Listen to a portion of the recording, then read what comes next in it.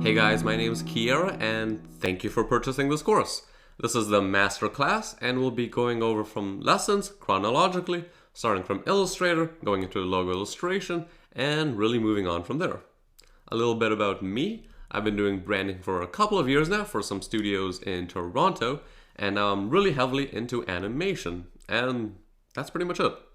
So all the classes in LogoCore you can watch anytime you want. They're always available. It's self-paced, there's homework included, so it's really up to you for how long you want each course to last and each section of the actual classes to go on for. If you want to spend a bit more time on animation, go for it before moving on to the next part, or even if you want to look back at the parts below that.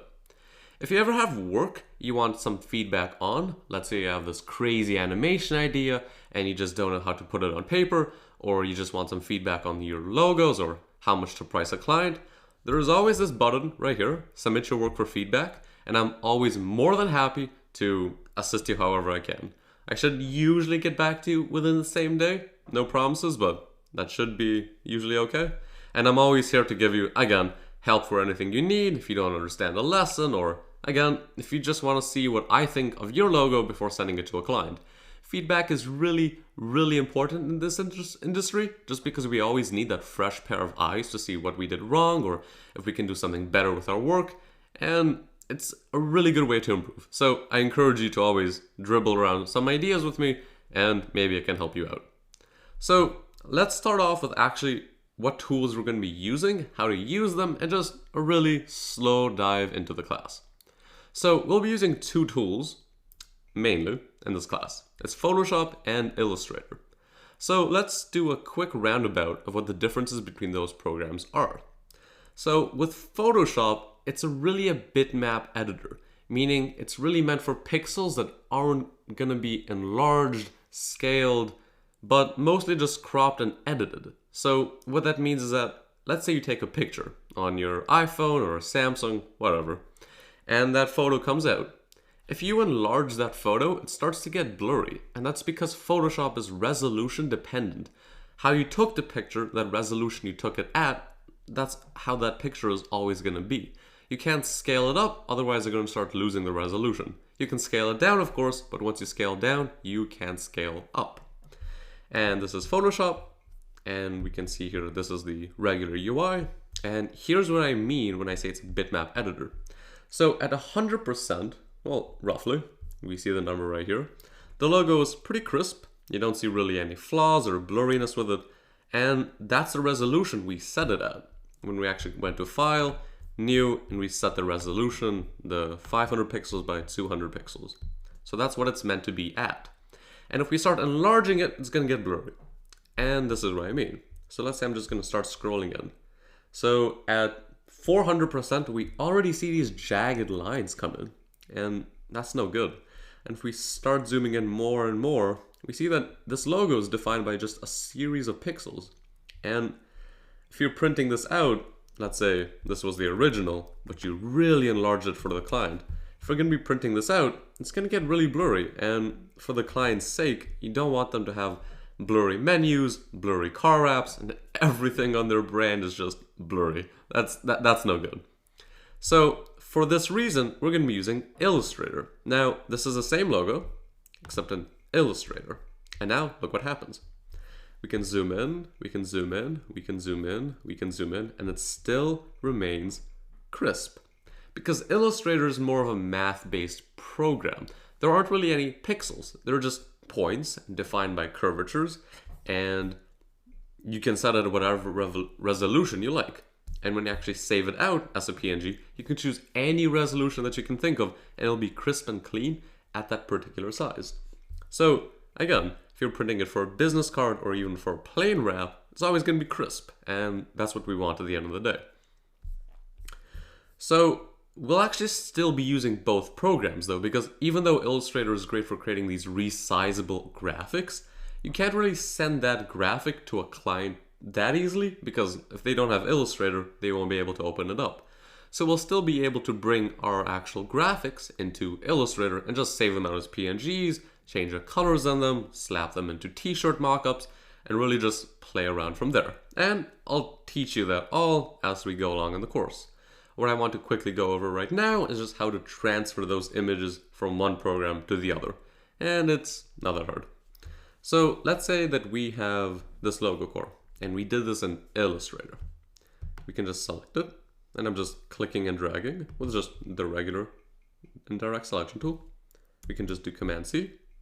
Let's go to Photoshop, File, New, and it doesn't matter what we do here. Let's just do it 1000 pixels by 1000 pixels, which is fairly large, but not too small. Okay. We can do Command V, just to paste. And from here, we're going to have a couple of options, which is the small tricks I want to show you. So if we do it as a smart object, we're actually going to be pasting the Illustrator data. And what that means is that if we actually double click on the layer, it's going to go back into Illustrator and open up our logo. It's a bit white, so we can just quickly make a new layer. And don't worry, I'll show you all of this later on. We're just going to make a quick square just to show you that the logo does exist. Let's make it a bit dark. And there we go. So what just happened is that we copied this information into Photoshop. Photoshop understood that information as though linked it with Illustrator, and then we could reopen it back in Illustrator if we want to edit something. And then whatever edits we make here, it'll open back up Photoshop. And this is a really dynamic way of just transferring data temporarily. But let's say we want to take logo core and we want to change the colors on here to be purple. We can of course go back to Illustrator right over here. We can click on the core, or let's just quickly zoom in, select the core, not select the background, select the core. Let's give it just a random pink. That did not work. Let's just go from here. Let's get some swatches in here. And let's say we just make it yellow for now. If we save this in Photoshop, it'll pop up as this, even though we are missing an O there, just because I selected it rather quickly. And we can do it, of course, this way. But there's also another way, which once you do, you can't really go back. And that's when you actually paste it as pixels. And let's just go to File, New again. And let me paste in the logo, but this time as pixels. And now, if you notice, once you actually pasted this logo, if we start zooming in, it gets really blurry. And that's because we actually pasted it as a Photoshop, the way Photoshop reads documents or exports them. PNGs, JPGs, GIFs, and not as an Illustrator file, a vector format, which is resizable. So it's always important to keep these things in mind. So if you're, let's say, moving data, Illustrator to Photoshop, it's fine to paste as smart objects, find the size you want before, placing it on your shirt, but then you want to raster it to add a drop shadow to really solidify it and export it as a PNG.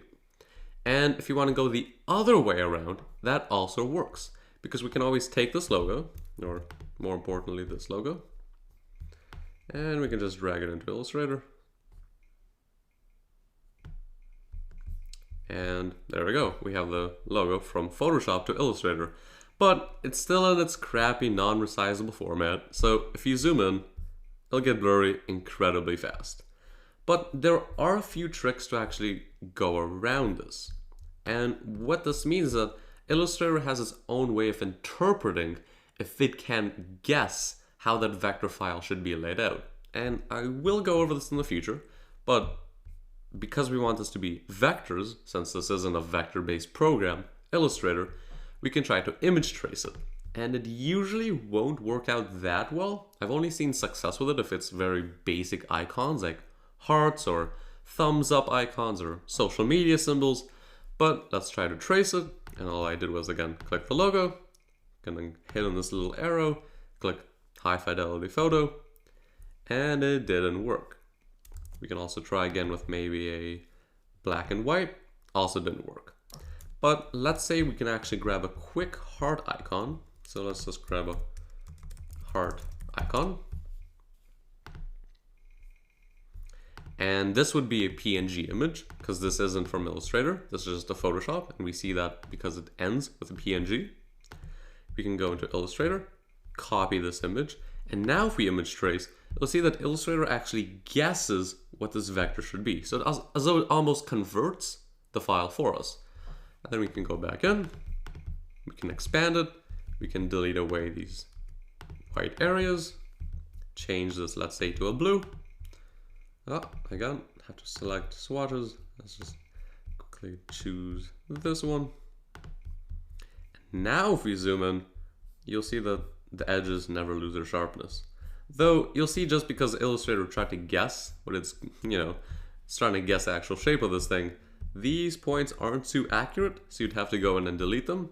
But those are the basic ways of converting from one to the other, and what both programs have their strengths and weaknesses in. So hopefully you understand this part. As a recap, Illustrator is great for resizables, and Photoshop is great for actually doing those finite edits on those pixels, like color corrections, drop shadows, t-shirt mockups, and all that jazz. So I'll see you in the next lesson.